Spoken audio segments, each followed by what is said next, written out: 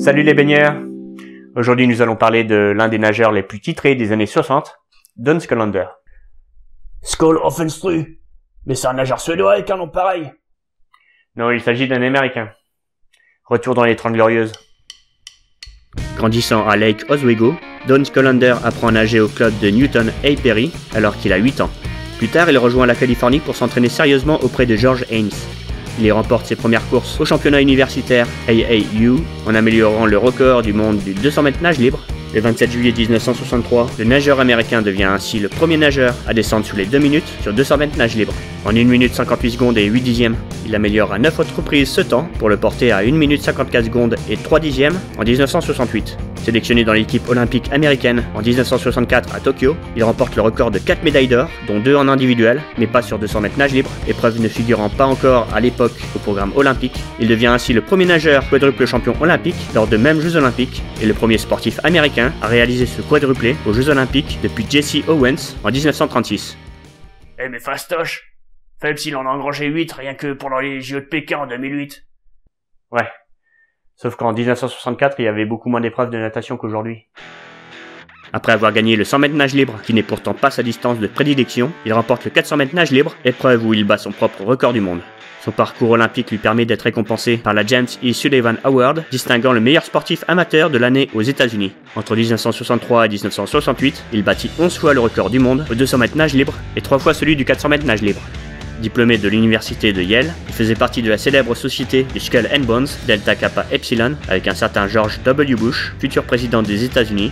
Les Skull and Bones, pour ceux qui ne connaissent pas, est une confrérie au sein de l'université de Yale, créée au 19e siècle par William Huntington Russell. Cette confrérie compta également parmi ses membres George Bush père et l'ancien candidat à la présidentielle américaine et ministre des Affaires étrangères, John Kerry. Skol Offenstru. Mais non. Skull ça veut dire crâne en anglais. Ah bah dans ces cas tu vas faire dans ton froc. Ah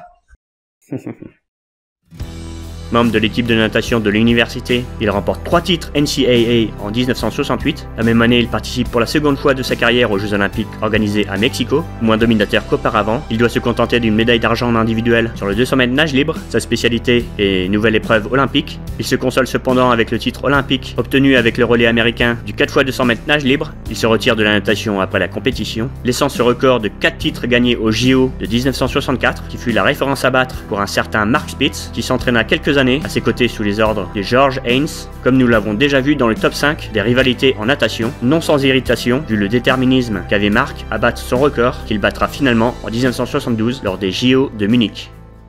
Et ça on l'a vu dans l'épisode du temps consacré. Si vous ne l'avez pas vu, vous avez le lien ici. Sa retraite entamée, il publie sa biographie Deepwater, évoquant notamment sa carrière de nageur, ses relations avec ses entraîneurs et ses coéquipiers, dont Mark Spitz en particulier, mais aussi l'aspect politique encerclant la natation internationale lors des Jeux Olympiques notamment. Il publiera un deuxième livre par la suite, intitulé Inside Swimming. En 1983, il est l'un des premiers sportifs américains à intégrer l'US Olympic Hall of Fame, alors qu'il avait déjà été nommé à l'International Swimming Hall of Fame en 1965 lors de son inauguration. Cet épisode sur Don Scolander est désormais terminé. Je voudrais voir un maximum de partage sur les réseaux sociaux et un maximum de pouces en l'air si cet épisode vous a plu et vous a appris des choses. Salut les baigneurs est fait pour ça.